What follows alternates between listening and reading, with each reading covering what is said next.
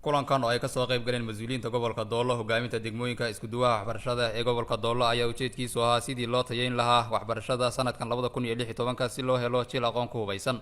shirkan oo uu furay gudoomiyaha gobolka Doolo Mudane Mubaarak Axmed ayaa hogaaminta degmooyinka kula dardaarmay in la sii dhaadhiciyo qorshahan wax looga bedelayo tayada waxbarashada ee sanadka 2016. sidoo kale isku duwaha waxbarashada ee gobolka Doolo Marwa Khadra Daahir ayaa sheegtay in loo baahan yahay in awoodda la isugu geeyo tayeynta waxbarashada si loo kobciyo maskaxda jiilka cusub ee mustaqbalka. qof kasta waxa gurigiisa ku nool min madaxweyne ilaa ka ugu hooseeya qabalaha degan dad u kala dugsiyada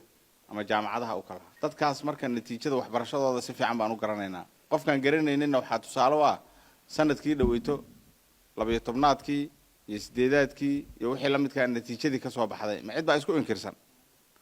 gobolkan maxaa ka baasay ahayd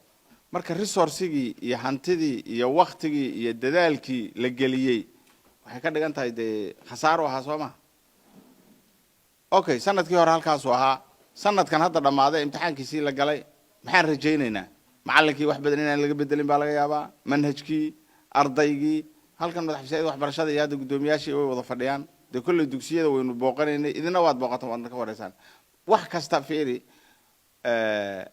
waxa la geliyo buu qiimihiisa leeyahay baa la dhahaa war ardaygan 12aadka dadkan u dhigayay haddii ay natiijo ka iman weydo waa in la qiimeeyo ma macallinka sababtu ma manhajka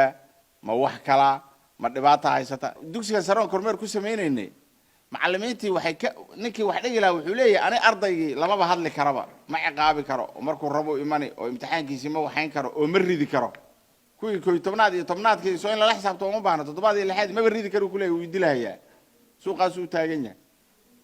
marka lafiisu badbaadinayaa niman yahay waxa soo dhan marka maxay u baahan tahay in gashi aan gelinay u baahan tahay gashigaasu waxna degmada karaysa wax gobolka karaya wax deegaanka wax dalka marka jiil cusub in la soo saaro saasa horta in loogu baahda keentay waxbarashada jiilka cusub macnaheedu waxa weeyaan jiilkii hore failure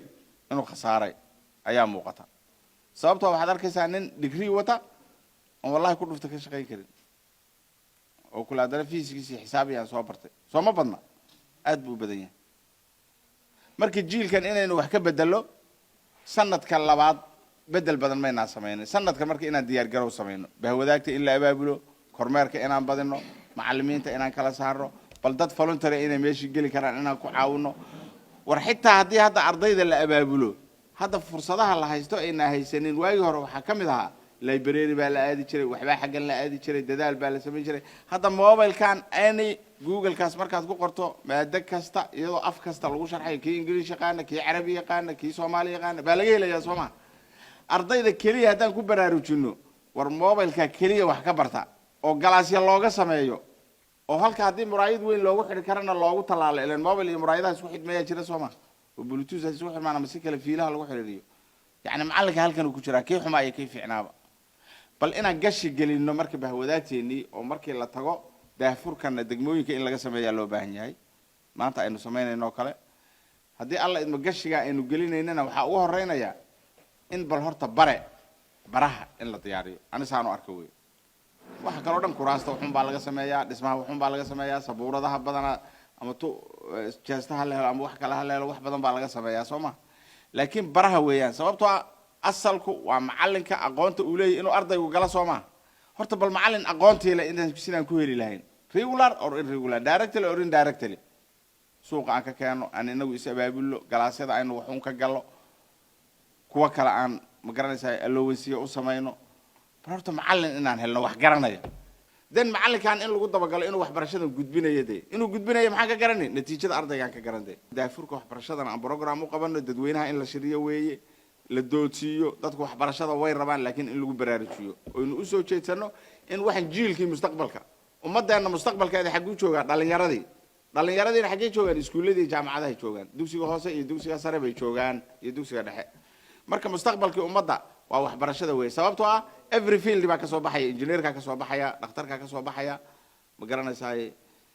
macallinkii baa ka soo baxaya kii wax dhigayay maada kasta administratorkii madaxweynihii ra'iisul wasaarihi yaa dadkan ku jira Soomaa ummad walba mustaqbalkeeda haddaad garato waxa la yiri haddaad mustaqbalka ummadeed rabto inaad garato meesha uu u socdo dhalinyaradeeda ka eeg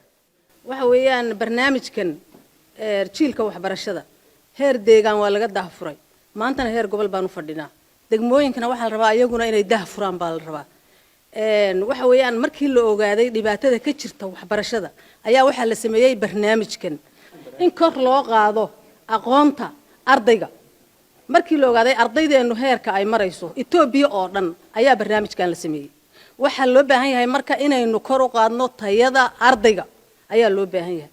in waxbarashada la isugu tago awood xoog lana la saaro ayaa loo baahan yahay si jiilka maanta joogana maskaxdooda loo kobciyo kuwa soo socdana loogu tababaro si ay wax u bartaan ayaa loo baahan yahay waxa weeyaan marka idinka waxa la idinka rabaa inaad marka tagtaana barnaamijkan dah furtaan oo sidan oo kale bulshada iyo maamulka dhan ay dah furaan ayaa loo baahan yahay kulay waa barnaamij ka socda deegaanka oo dhan iyo Itoobiya oo dhan buu ka socdaa gobolada qaar baa dah furay inagu maanta aan u fadhinaa degmooyinkuna waa loo dhaadhicinayaa waa la dah furaya heer gobol heer degmo ilaa heer qabala loo dhaadhicinayaa barnaamij